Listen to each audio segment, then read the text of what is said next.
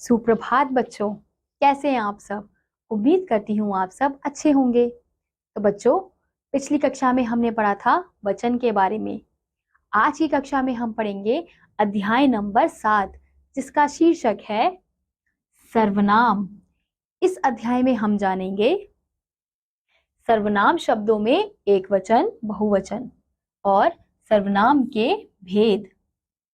चित्रों को देखिए और समझिए।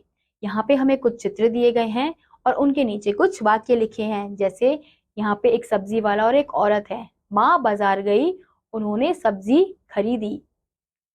यहाँ पे एक लड़का पत्र लिख रहा है। सौरभ पत्र लिखता है, वह कक्षा 4 में पढ़ता है। अंकित और अंकिता दिवाली मना रहे हैं, वह भाई बहन है।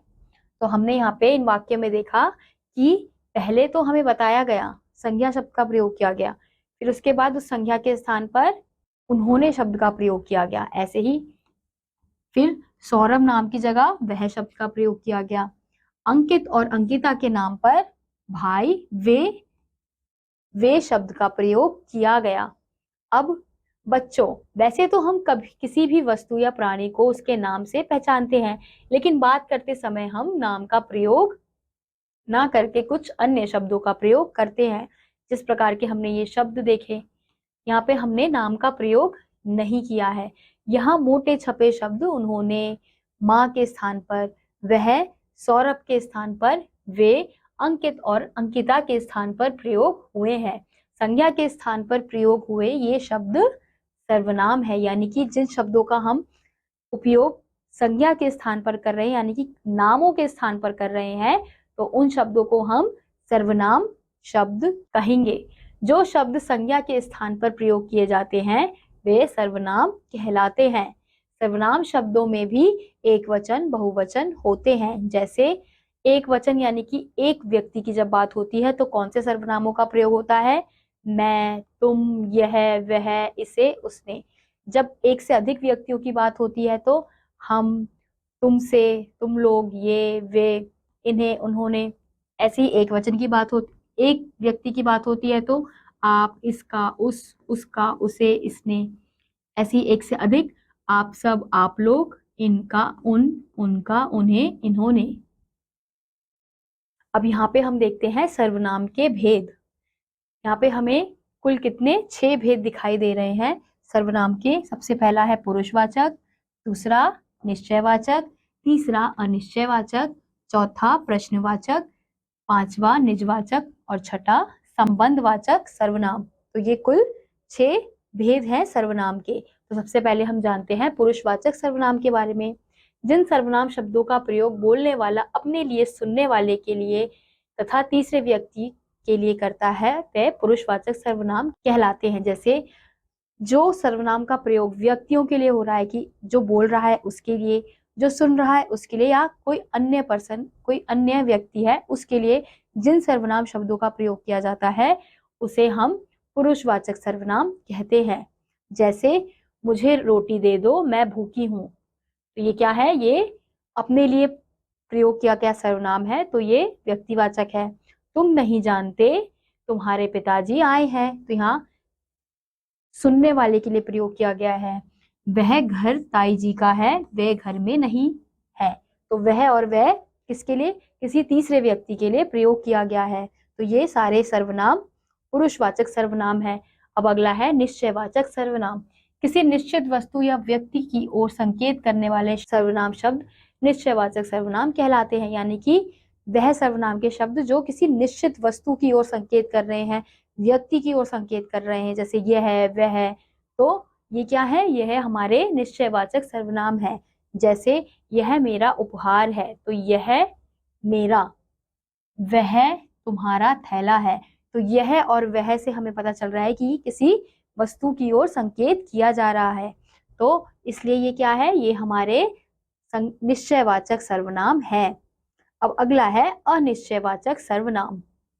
जिन सर्वनाम शब्दों से किसी निश्चित वस्तु या व्यक्ति का पता ना चले वह अनिश्चयवाचक सर्वनाम कहलाते हैं। यानी कि अब ये निश्चितवाचक सर्वनाम का उल्टा है। यानी कि इनसे अनिश्चयवाचक सर्वनाम से हमें नहीं पता चलता कि किस वस्तु की बात हो रही है, किस व्यक्ति की बात हो रही है।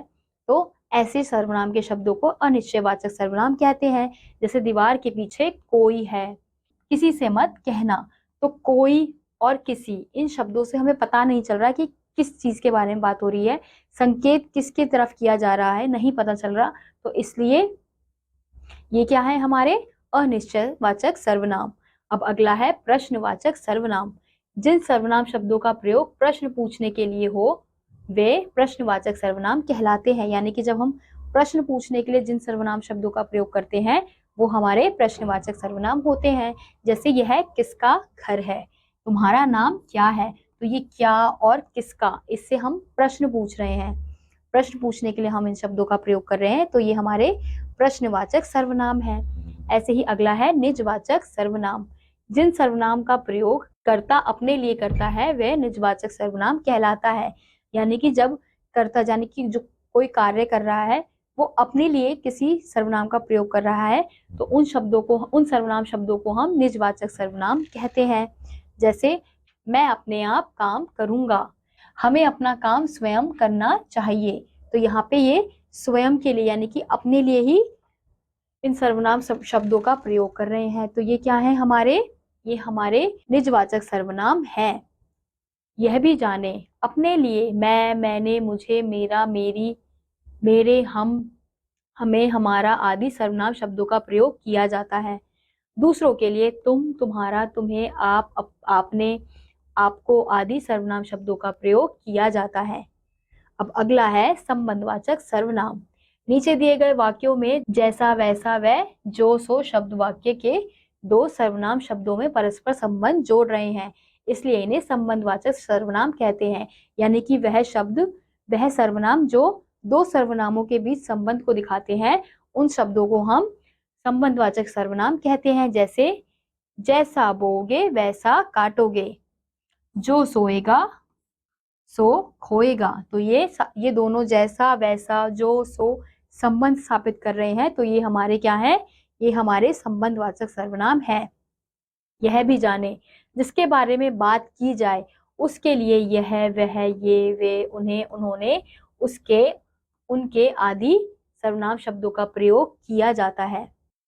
तो बच्चों, हमने इस अध्याय में जाना जो शब्द संज्ञा शब्दों के स्थान पर बोले जाते हैं वे सर्वनाम कहलाते हैं। सर्वनाम के 6 भेद होते हैं। कौन कौन से? पुरुषवाचक, निश्चयवाचक, अनिश्चयवाचक, प्रश्नवाचक, निजवाचक तथा संबंधवाचक।